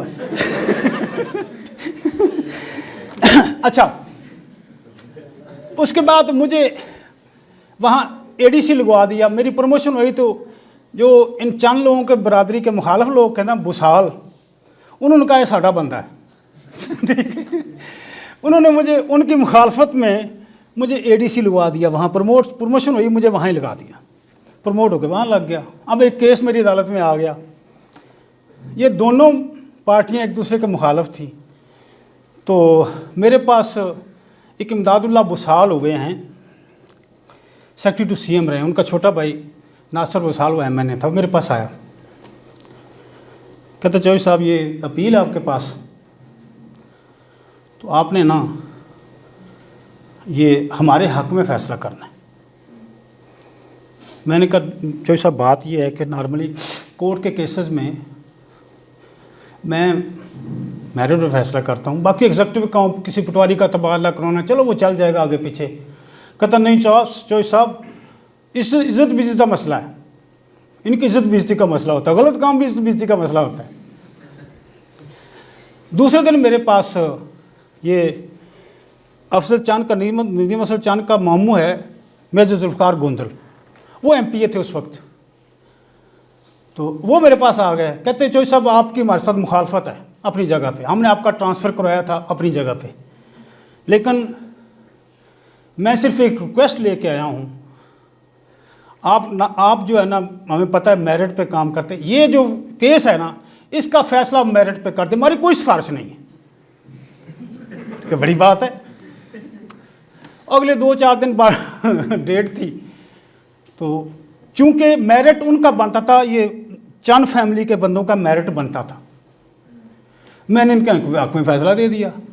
अब बुसाल नाराज़ हो गए, देखो जी ये उनके साथ मिल गए हैं, मुझे कहते हैं उनके साथ मिल गए हैं, और भाई मेरिट नहीं बनता था। हफ्ते बाद इन्होंने मेरी ट्रांसफ़र करवा दी। ठीक है, मुझे कसूर लगा दिया। अच्छा, वो भी कुब्बे को लाता रास आ गई। मुझे फ़ोन आया सेक्रेटेरिएट से, भी आज ही हमने आपको ट्रांसफ़र करना है, बड़ी शिकायत आई आपकी। मैंने कहा शिकायत क्या है? कि अकबर नाम लेता है खुदा का इस ज़माने में, सुना हुआ शेर आपने, ठीक है। और रपट दर्ज कराइए जाके थाने में, अकबर नाम लेता है खुदा का इस ज़माने में। तो मैंने कहा मैं मेरिट पे काम करता हूँ, ये शिकायत। उन्होंने कहा सर जी तबादला करना कितने करिए। मैंने कहा लाहौर के करीब जो भी सीट खाली पड़ी मुझे वहाँ लगा दे, मेरी कोई चॉइस नहीं है, मैं जाऊँगा काम करूँगा, मैं लोगों को रिलीफ दूंगा, जिस सीट में मर्जी बिठा दें।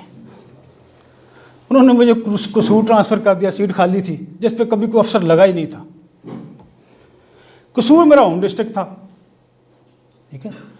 अब एक अफसर लगा हो होम डिस्ट्रिक्ट पे तो सारे लोगों के छोटे मोटे काम उसकी टो टप्पा ही बन जाता है, ठीक है। लोग आते हैं, ये हमारा बनता है काम शाम, हम सियासत भी करते, वो थोड़ा सा ये भी था। तो वहाँ अल्हम्दुलिल्लाह खाली सीट थी, कोई अफसर उस पर बैठता नहीं था। 1 महीने बाद मैंने इतना काम किया, 1 महीने बाद पूरे डिस्ट्रिक्ट रिवॉल्व अराउंड मी। जो फाइल आती थी मैं रात को बैठ के काम करता था, ठीक है। बहरहाल उसके बाद पता चला चीफ सेक्रेटरी को कि यार ये ऐसे मेरी फाइल पुट, उसने कहा ये कसूर का बंदा कसूर में लगा हुआ, ये कैसे हो गया। उन्होंने लाइन हाजिर कर लिए सारे, वो सर जी पता ही नहीं लग गया ठीक है। अच्छा, वो उन्होंने कहा जी ऐसे करो, लिस्ट बनाओ, जो बंदे अपने होम डिस्ट्रिक्ट में लगे हुए सारी लिस्ट बना के लेके आओ। उसी दिन लिस्ट आ गई, 6 बंदे थे टोटल पंजाब में, 6 के 6 हमें ट्रांसफ़र कर दिया उन्होंने, मुझे उन्होंने उकाड़ा लगा दिया। बहरहाल उकाड़ा भी that was a good posting. बहरहाल तो ये थी हालात। उसके बाद इस हवाले से 1-2 वाक़यात और सुनाऊंगा। मेरी पोस्टिंग गुजरांवाला में थी, एज ए मैजिस्ट्रेट था। तो जो जिन मुलज़मों को सज़ाए मौत होती है ना, फांसी लगाना होता है, वो बदकिस्मती ये कि मजिस्ट्रेट की मौजूदगी में लगाई जाती है उसको। मेरी ड्यूटी लगी, मैं डेली लाहौर से जाता था, सुबह जाता था शाम को वापस आ जाता था। उस दिन फिर क्योंकि जो मुजरम को फांसी है वो सुबह फजर की नमाज के फ़ौरन बाद लगाई जाती है, उसके पीछे भी कोई ना कोई हिकमत है। तो मैंने वहाँ स्टे किया, गुजरांवाला में एक होटल में स्टे कर लिया। अच्छा, होटल में स्टे किया, मेरे लीडर को पता था या मुझे पता था। अब ये जो वारदातिये होते हैं ना, इनकी इन्फॉर्मेशन बड़ी तेज़ होती है। वारदातिये होते हैं ना, हर चीज़ की सूंघते रहते हैं। मुझे को 11 बजे ना मेरे फ़ोन पे बेल बजना शुरू हो गई। तकरीबन 11 बजे मैं लेट गया, सुबह जल्दी जाना था। मैंने देखा अननोन नंबर है, मैंने नहीं उठाया, फिर बेल आ रही है, फिर बेल बाज रही, आखिर मैंने उठा लिया। हेलो, क्या अस्सलाम वालेकुम सर। मैंने कहा भैया आप कौन बोल रहे हैं। कहता सर मैं जो मुजरिम सुबह आपने फांसी लगाना है ना, उसका भाई बात कर रहा हूँ। मैंने कहा भाई खैरियत है। मैंने कहा पहली बात तो ये कि आपको मेरा नंबर किसने दिया है। कहता सर जी की गल्लां करदे हो तुसी पाकिस्तान 'ਚ नहीं रह रहे। कहते मैं तुहानूं दस्सां तुसी किहड़े कमरे 'ਚ ठहरे हो, किहड़े होटल 'ਚ ठहरे हो। कहता फ़ोन की बात करते हैं। मैंने कहा यार मैं परेशान हो गया, ये किस तरह के वारदाती लोग हैं। मैंने कहा क्या मसला है, बात करो। कहता सर जी हम आपके पास आना चाहते हैं। मैंने कहा क्यों। कहता जी हमारी सुलह होगी मुद्दइयों के साथ। मैंने कहा भाई यहाँ तो नहीं आप आ सकते, आप सुबह जेल में आ जाएं, जो फांसी का टाइम है आप वहाँ एंट्री करें। मेरे पास इख्तियार है कि अगर आपको मुद्दई लिख के दे देते हैं, वहाँ बयान रिकॉर्ड करूँगा तो मैं फांसी रोक दूँगा, ठीक है। कहता नहीं सर हमने अभी आना, असी हुणे ही आना। मैं नहीं भाई सॉरी, सुबह आ जाना। मैंने फ़ोन बंद कर दिया। अब मैं परेशान था, नींद कैसे आया कि यार ये वारदाती लोग हैं, इनको ये भी पता मैं किस कमरे में ठहरा हुआ, बंदा उनका सुबह फांसी लग रहा है। मैंने मैनेजर को बेल दी, मैनेजर आया, बाहर आया। मैंने मैनेजर को, मैंने कहा भाई इसके होटल के गेट कितने। कहता 2 गेट है। मैंने कहा दूसरा किधर? कहता फलां तरफ है। मैंने कहा यूँ करना है, सुबह जब मैं बेल दूंगा ना तो तुम्हारा जो चौकीदार होंगे उनको बताना कि दोनों गेट पे एक एक बंदा खड़ा होगा, मेरी मर्ज़ी है मैं किस गेट से निकलता हूँ। अच्छा, क्वेश्चन अराइजेज कि मैंने पुलिस वालों को क्यों नहीं बताया? सवाल पैदा होता है ना। मुझे कई लोगों ने सवाल किया, क्योंकि मेरी बुक का पहला चैप्टर ये है, ठीक है। कहते पुलिस को क्यों नहीं बताया? और मैंने कहा भाई पुलिस तो उनके साथ मिली हुई थी, आखिर मैं पुलिस को बुलाता तो पुलिस की हिफाजत में वो आते, मुझे रोक लेते, मैं क्यों उनको बताता? मैंने जेल वालों को फ़ोन किया, भाई मैं सुबह इतने बजे आऊँगा, 1 घंटा पहले मैंने निकला। मैंने कहा इतने बजे आऊँगा, मेरी गाड़ी देखते ही आपने गेट दूर से देख के खोल देना है, मेरी गाड़ी का ये नंबर है, मैंने रुकना नहीं वहाँ पे। क्या हुआ? मैंने कहा सुबह आके बताऊँगा। उसने मुझे कहा, मैंने सर कोई इशू नहीं। तो मैंने ड्राइवर को भी अलर्ट किया हुआ था कि भी हमने इतने बजे निकलना है। सुबह मैंने बेल दी, दोनों गेटों पे बंदे खड़े थे, मैं जिस गेट से आया तो उससे नहीं दूसरे से निकला, और वो लोग, उनकी रैकी इतनी तेज़ थी, हम थोड़ी आगे गए तो पीछे डाला डबल केबल दड़ दड़ पीछे आ रहा है। मैंने ड्राइवर से कहा भाई जो मर्जी हो जाए, तुम जितनी तेज़ गाड़ी चला सकते हो चलाओ, तुमने गाड़ी को ब्रेक नहीं लगानी, इशारा काटना है काट दो, जो भी है। आप यकीन करें वो पीछे डिपर देते आ रहे हैं। मेरे पास गाड़ी अच्छी थी, करोला थी, वो जापान की तगड़ी गाड़ी थी, डीजल गाड़ी थी। तो जब हम जेल के गेट पे पहुंचे हैं तो उन्होंने जब मेरी गाड़ी देखी, फ़ौरन दरवाज़ा खोला, तो उतनी देर में वो पीछे पहुंच गए थे। वो डाला जो डबल केबन था, उस पर कोई नंबर प्लेट नहीं थी। जो मेरी गाड़ी एंटर हुई, उन्होंने गेट बंद कर दिया। तो मैंने पूछा, वो कहते उसने सीधे आगे निकल गए थे। मैं जाके बैठ गया, सुपरिटेंडेंट जेल भी आया। मैंने पूछा यार ये, मैंने उससे पूछा यार ये हुआ है तो ये क्या प्लान था, मेरे साथ उनका क्या ताल्लुक़ था? उसने कहा सर ये कल से ही, परसों से इनकी मशकूक हरकत थी, और मुझे लगता है ये उनका प्लान ये था कि आपको रोक के अगवा कर लें, आपको ले जाएं, फांसी टल जाएगी, क्योंकि सुबह सुबह मजिस्ट्रेट कोई नहीं आना, फिर टल जाएगी। एक दफ़ा टल गई तो फिर टाइम लगेगा, फिर मीनवाइल अपने जो मुद्दइयों को मना लेंगे तो काम चल जाएगा। तो इस तरह के हालात। एक और वाक़या आपको सुनाता हूँ। मैं जब गया ना, अच्छा होता यूँ है कि जी फांसी हुई कि नहीं हुई? फांसी हो गई, रगड़ दिया फांसी और क्या होना था। अच्छा, एक और मुलज़म था, उसको फांसी देनी थी। तो होता यूँ है कि उसकी जो मुजरम होता है ना, उसकी विल लिखी जाती है, विल वसीयत लिखी जाती है जेल में ही, एक स्टैम्प पेपर पे। उससे पूछते हैं भी अपनी विल लिखा दो, क्या तुम चाहते हो। तो हर मुजरम की विल लिखी जाती है, और जब सुबह सुबह जाते हैं, मजिस्ट्रेट साथ होता है, सुपरिटेंडेंट जेल साथ होता है, डॉक्टर साथ होता है। तो उसका जो डेथ सेल होता है उसके सामने खड़े होके, वो बेचारा सारी रात जाग रहा होता है, अल्लाह अल्लाह कर रहा होता है, सोता कोई नहीं उस रात, ठीक है। तो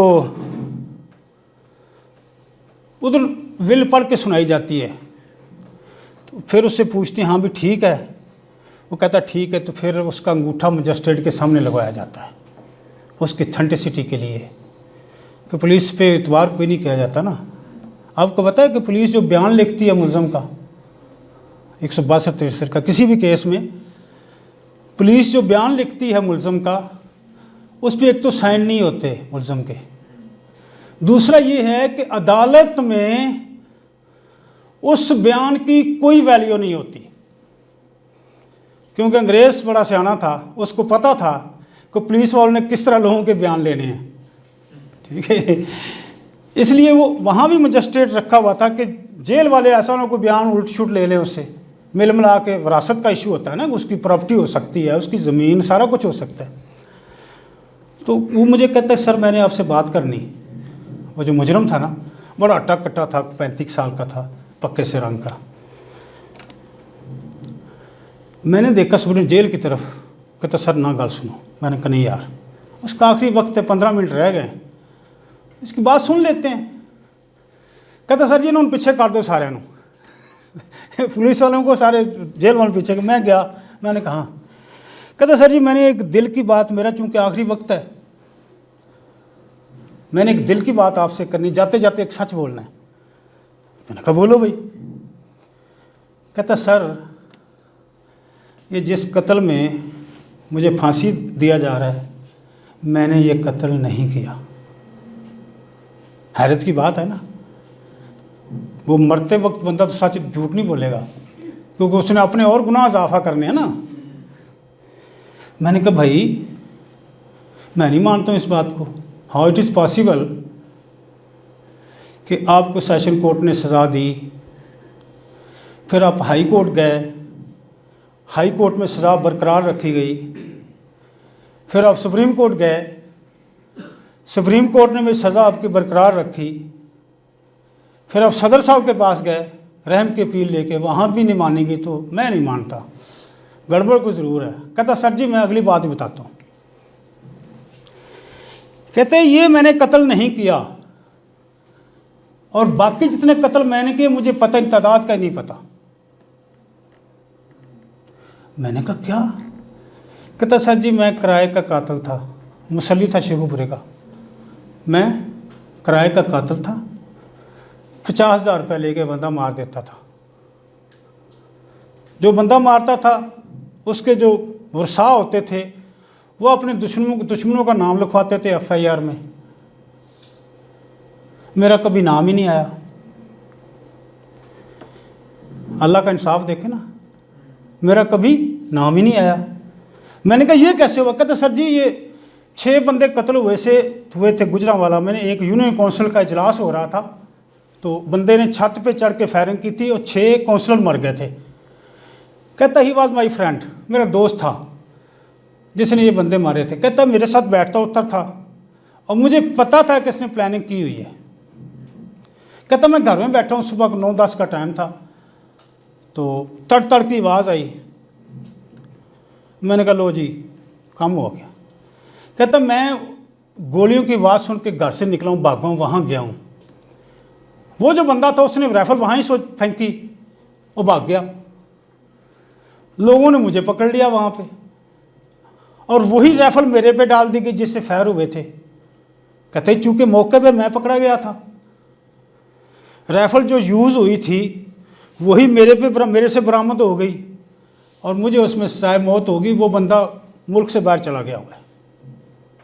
मैंने कहा भाई अल्लाह का इंसाफ इसी को कहते हैं। कुछ इंसाफ दुनिया में मिल जाता है, कुछ आखिरत के लिए रखा हुआ है। तो फिर मैंने उसको समझाया, मैंने कहा बात यह है कि चलें, आपको जिस मकतूल के कत्ल के ज़िम्मन में सज़ा मिल रही है, चलो ये इसमें तो तुम बेगुनाह हो, लेकिन जो बाकी बेगुनाहों का तुमने पैसों के लिए कत्ल किया था उनकी पादाश में तुम्हें शायद मौत दी जा रही है। कहता सर मैं एडमिट करता हूँ, मैं सिर्फ ये सच था जो मरते मरते बताना चाहता था। एक आध वाक्य और सुनाता हूँ आपको। अभी सियासत पे थोड़ी सी बात करते हैं, फिर सियासतदानों की तरफ आते हैं।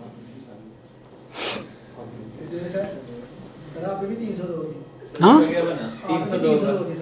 वो बंदे मुलज़िम पकड़े गए थे, असल मुलज़िम पकड़े गए थे, उसको रिश्तेदार थे, उन्होंने उसको बुलाया, बहाने से कोई रौला बीच में था, पता नहीं क्या था, तो वो असल मुलज़िम पकड़े गए। अच्छा उसमें जब मैं दरमियान में बात रही, जब मैं आ गया ना फ़ौज में, तो वो पुलिस वाले जो दूसरे, मैं भाग के घर से वहाँ से भाग गया, तो वो मेरे घर में आ गए पकड़ने के लिए, चौकीदार को साथ लेके। उनका गफूर नू कटो उनके वो तो चला गया, वो तो नहीं घर में।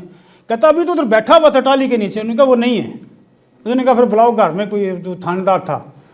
उन्होंने कहा भाई बंदा पेश कर दो, नहीं तो हम 2 दिन बाद आएंगे, आपके माल मवेशी सारे ले जाएंगे, बंदा जहाँ है लेके आओ, 302 में नामजद है। भाई ने कहा वो घर में नहीं है, तो हम कहाँ से लाएं? उसने कहा बस 2 दिन का टाइम है। 2 दिन बाद वो आए, मेरे सबसे बड़े भाई को अरेस्ट करके ले गए। सबसे बड़े भाई को, लाओ बंदा पेश करो। उनको थाना कंगनपुर में जाके बिठा दिया, क्योंकि उन नामजद नहीं थे, उनको हवालात में बांध नहीं रखा, वैसे बिठा दिया कि लाओ जी बंदा। तो मीनवाइल घर में खबर पहुंच गई थी मैं फ़ौज में भर्ती हो गया हूँ। रिश्तेदार आते जाते रहते थे। फिर भाई ने भेजा, मेरा एक बहनोई है, तो जाओ यार पता करके आओ क्या करना है। वो कहते हैं मुलज़म पेश करो। तो वो जब यहाँ आया तो वो जो मेरे कज़न थे सूबेदार, उन्होंने कहा भाई ये एड्रेस है यूनिट का। सीओ से उन्होंने बात की, उन्होंने मतलब सीओ से, सर ये ऐसे खामखा उसको तंग कर रहे हैं, कहते हैं 302 है तेरे पे। उसने कहा उन्हें कहीं इधर आके तफ्तीश कर लें, मैं बंदा नहीं देता हूँ, आ जाए इधर तफ्तीश कर लें। अब वो भाई को उन्होंने यूनिट का नंबर शंबर एड्रेस वगैरह बता दिया, जाके थाने वालों को भी जाओ, पुलिस की क्या ज़रूरत थी तफ्तीश करने आते। उस वक्त और बात थी, उस वक्त फ़ौज भी और फौज होती थी, ठीक है ना। तो 15 दिन मेरे भाई को उन्होंने बिठाए रखा। उस दौरान मेरे भतीजी एक थी, एक ही बेटी थी मेरे बड़े भाई की, वो भी उसकी डेथ हो गई, उसके जनाजे में भी शामिल नहीं होने दिया उन्होंने जालिमों ने। तो फिर मीनवाइल अल्लाह का करना ये हुआ कि असल मुलज़म ट्रेस हो गए। उन्होंने एडमिट कर लिया कि हमने इसको मर्डर किया, फिर जाके भाई को छोड़ा, तो फिर मेरी जान ऐसे बची। चलें बहरहाल 302। अच्छा, अभी एक और इसी तरह का वाक़या था, मरी का एक वाक़या आपको सुनाता हूँ, उसी टाइटल के तहत के एक आग का दरिया है और डूब के जाना है। मरी में मेरी पोस्टिंग हुई तो आप लोग मरी गए होंगे, वो चीज़ें बड़ी महंगी बेचते हैं, है ना, दुगना त्रिगुना रेट लगाते हैं। मैं गया, मैंने कहा यार ये क्या तमाशा, इलाका गैर तो नहीं है, ये पाकिस्तान का हिस्सा है। मैंने थोड़ा सा काम शुरू किया, तो अब वहाँ ना सैंपल्स मेरी अदालत में पड़े हुए थे, सैंपल उनके फेल होके आए थे, मिर्चों वगैरह के, ये जो उसमें बुरादा वगैरह डालते हैं, पता नहीं क्या क्या डालते हैं, पता नहीं क्या डालते हैं उसमें। मैंने उनको समन किए, तो वो ना उनका या चलो ठीक है चलो चलते हैं, जुर्माना 100 रुपया जुर्माना हो जाएगा, तो जैसी रूटीन होती थी। बंदे पेश हुए, मेरा दूसरा या तीसरा दिन था, वो बंदे पेश हुए तो मैंने उनको 3-3 हज़ार रुपया फ़ाइन किया।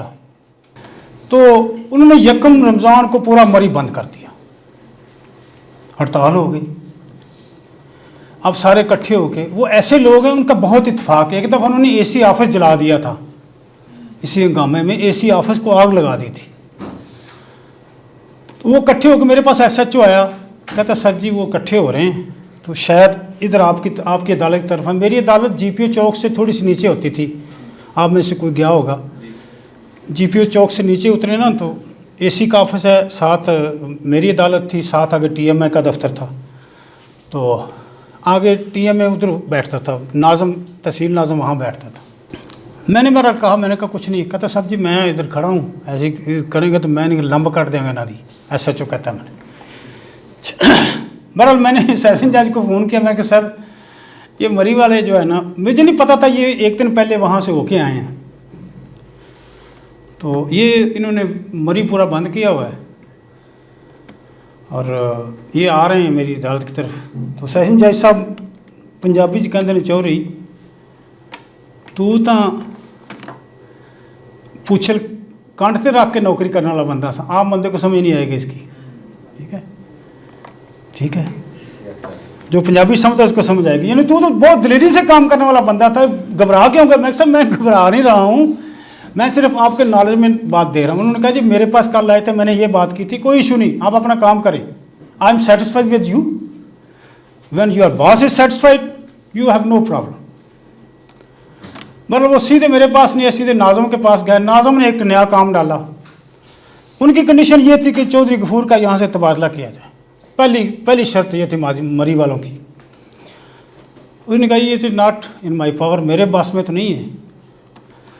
उन्होंने कहा दूसरी शर्त ये है कि ये रोज़ों के महीनों में ये कोर्ट से बाहर ना निकलें, बाकी लोगों के पास जो इख्तियारात हैं ना, DDOR के पास हैं, TMO के पास, वो प्राइस कंट्रोल करें।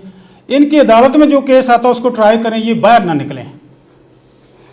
तो नाज़म साहब ने ना कहा जी ठीक है जी,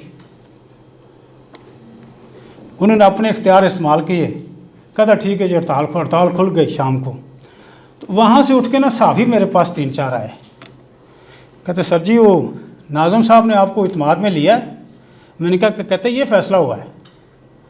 मैंने कहा क्या फ़ैसला हुआ है? कहते जी वो कहते चौधरी गफूर साहब जो है अदालत से बाहर नहीं निकलेंगे, कोर्ट में अगर केस आएगा ट्राई करेंगे, ये प्राइस चेकिंग के लिए बाहर नहीं निकलेंगे। उन्होंने हड़ताल खुल गई है। मैंने कहा अच्छा ठीक है। अच्छा नाज़म साहब ने मुझे नहीं बताया, या मुझे इत्मीनान में लेते या कोई बात थी नहीं। मैंने अगले दिन पुलिस बुलाई सुबह, और मैंने कहा उस लड़के को जो शॉपिंग पे गया, मैंने कहा किसी गरीब आदमी, किसी छोटे दुकानदार को नहीं पकड़ना, शॉपिंग ख़रीदारी नहीं करनी। मैंने कहा बड़े बड़े जो स्टोरों वाले ना, सबसे बड़े बड़े जो स्टोरों वाले हैं उनसे ख़रीदारी करें और मेरे पास ले आएँ। सब ने डबल कीमतों पे, उनको नाज़म साहब का था कब, तो चौधरी साहब ने पूछना ही नहीं हमें, नाज़म साहब ने इजाज़त दे दी है। को 8-9 बंदे पकड़े, वो लेके आए, सब ने चीज़ें महंगी बेची। मैंने गया और सबको अरेस्ट किया, नीचे एक सनी बैंक पे पंप पे ले गया, पंप पे बैठ के उनको सज़ा सुनाई 1-1 हफ्ते की, सबको जेल सुना के उधर से ही मैंने कहा जाओ जी तुम जाओ, अस्सलाम वालेकुम, अडयाले जेल छोड़ाओ। फ़ोन मेरा बंद था।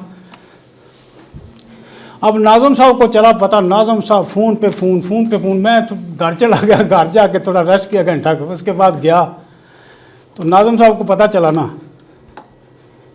तो वो आ गए, मुझे फ़ोन आया, चो सब मैं आपके पास आ रहा हूँ। आप यकीन करें नाज़म साहब जब आए, तहसील नाज़म थे, जब इनको काम होता है तो ये किस हद तक जाते हैं। मैंने कहा सर बैठें, कहता नहीं सर मैंने नहीं बैठना। मैंने कहा कहता नहीं। मैंने कहा बैठे से वासी साहब बैठे, कहता नहीं मैंने नहीं बैठना। पहले आते उसने मेरे गोडे पकड़े, ऐसे ही ना, काम था ना, कहता मैंने नहीं बैठना। मैंने कहा, कहते जी पहले आप मुझे माफ़ी दें। मैंने कहा किसी, कहते जी मुझसे गलती हुई, मैंने कल जो काम किया था आपसे परमिशन नहीं ली, आपको इत्मीनान में नहीं लिया, इट्स नॉट माई पावर, मुझे ऐसा नहीं करना चाहिए था। तो फिर मैंने कहा बैठ जाए। कहता जी मैं कहा जा माफ़ किया, बैठ गया, चाय शाय पी। कहता सर जी वो बंदे छोड़ दें। मैंने कहा वो तो अडयाले पहुंच भी गए हैं, कैसे छोड़े जा सकते हैं। और आप यकीन करें मैं वहाँ रहा हूँ 3.25 साल। गोश्त का रेट उस वक्त, छोटे गोश्त का, मटन का 270 रुपये किलो था, पिंडी का रेट 270, मुझे अच्छी तरह याद है। और मैंने उनको 5 रुपये ज़्यादा बेचने की इजाज़त दी हुई थी। 275 रुपये मीट बिकता था वहाँ मरी जैसे स्टेशन पे।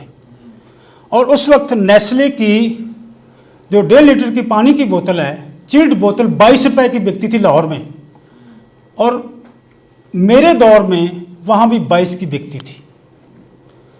मैं डेली चेकिंग करवाता था, गोश्त वालों को डेली चेक करता था, कभी कोई वायलेशन नहीं होती थी। मसला ये है कि अगर कोई बंदा काम करना चाहे, उसकी नीयत ठीक हो, तो nothing is impossible in this world. मैं अपनी बात ख़त्म करता हूँ। अब आपसे आपका कोई क्वेश्चन, कोई बात, कोई क्लैरिफिकेशन, यू आर वेलकम। जी प्लीज़। मेरे क्वेश्चन ये है कि अब हम जो नौजवान हैं तैयारी, जब किसी भी कॉम्पिटिटिव एग्जाम की तैयारी करते हैं ना, तो सबसे जो पहली बात में बताई जाती है वो ये है कि आजकल सिफारिश का दौर है या पैसे का दौर है। तो कॉम्पिटिटिव एग्जाम में अपेयर होने का कोई फायदा नहीं है, आप अपना टाइम भी ज़ाया करेंगे और अपना पैसा भी ज़ाया करेंगे। ये 100% नहीं, 200% गलत बात है।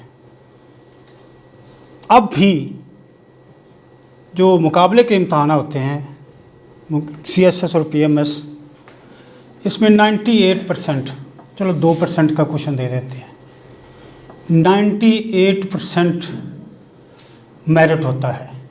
होता पता क्या, हम जब पास हो जाते हैं ना, कहते मैं पास हो गया हूँ, मैं पास हो गया हूँ। जब फेल होते हैं उन्होंने फेल कर दिया यानी पास हुए हैं तो मैं पास हुआ हूँ, फेल हुए उन्होंने फेल कर दिया। भाई ये नहीं है।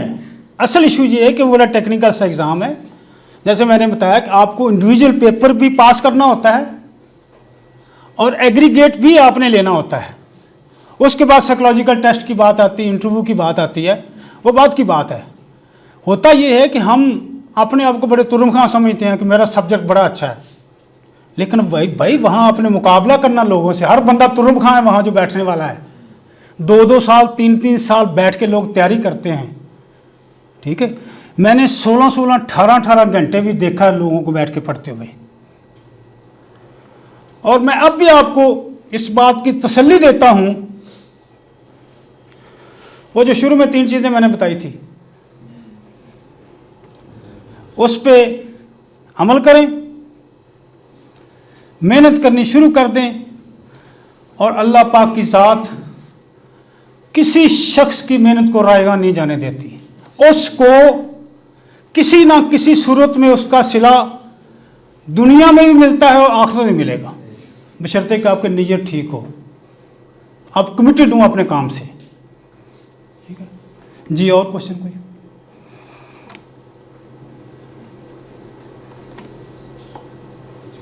सर ये जो अभी पास करते हैं एग्जाम, कॉम्पिटिटिव एग्जाम पास करते हैं, तो ये इतने कॉम्पिटेंट मतलब लोग होते हैं जो पास करके आगे पहुँचते हैं, लेकिन सर फिर निज़ाम तो अभी तक वैसे का वैसा ही है। इतने कॉम्पिटेंट बंद होने के बावजूद जो सीटों में बैठे हुए। जी, बड़ा ही खूबसूरत और वैलिड क्वेश्चन है। बंदे कॉम्पिटेंट होते हैं, लेकिन बंदे जाते कहाँ से हैं? कौन होते हैं वो लोग? हम में से होते हैं, हम में से होते हैं ना, हमारे भाई, भतीजे, भांजे, cousin, so and so. System तब ठीक होगा। पहली बात तो ये है कि जैसे मैंने आपको 2-3 मिसालें दी कि वहाँ पे आपको मेरिट पे काम करने नहीं दिया जाता। आपका जो हुक्मरान तबका आता है उसके ज़हन में एक खन्नास छाया हुआ है कि हमने जो काम कहना है सही है गलत है वो होना चाहिए। अगर नहीं होगा तो डीसी और कमिश्नर को ट्रांसफ़र करते हुए 2 मिनट लगते हैं। फिर उसमें कुछ सरफिरे लोग मेरे जैसे होते हैं, वो कहते हैं ट्रांसफ़र हो जाए, नो इशू। कुछ होते हैं कि यार यहाँ बैठे हुए हैं, बच्चे यहाँ पढ़ रहे हैं, छोड़े जी ट्रांसफ़र होगी। अब देखना फील्ड में डीसी लगा हुआ है, आजकल ग्रेड 18 में भी डीसी लग जाता है। बेसिकली ग्रेड 19 की पोस्ट है डिप्टी कमिश्नर की। तो अगर डीसी को डिप्टी कमिश्नर पूरे डिस्ट्रिक्ट का इंचार्ज होता है, everything is under him in the district. अब उसको अगर वहाँ से ट्रांसफ़र करके यहाँ डिप्टी सेक्रेटरी लगाएंगे सेक्रेटरीट में, तो डिप्टी सेक्रेटरी का छोटा सा कमरा होता है, उसके साथ ही सेक्शन अफसर बैठा होता है, साथ ही पीए बैठा होता है, और पीएन भी कोई नहीं होता नाम आम तौर पे। तो वो जब कंपैरिजन करता है, यार मैं तो वहाँ, मेरा घर जो है, मेरे पास जब मैं एडिशनल कमिश्नर साहिवाल था, मेरा जो घर था मेरे पास, उसमें 8 एकड़ तो बाग लगा हुआ था किन्नुओं का, यानी 12 एकड़ में घर था 96 कनाल में। वो कहते यार मैं 100 कनाल के घर में बैठा हुआ हूँ, मुझे पागल कुत्ते ने काटा हुआ, मैं यहाँ से जाकर तो डीएस बन के बैठ जाऊँ जहाँ इख्तियारात ही कोई नहीं है। वो भी कॉम्प्रोमाइज़ करता है, नंबर 1। दूसरा ये कि हम कहते हैं जी फलां करप्ट हो गया, फलां करप्ट हो गया, फलां करप्ट हो गया। कभी हमने अपने आप की तरफ देखा है? हम क्या करते हैं?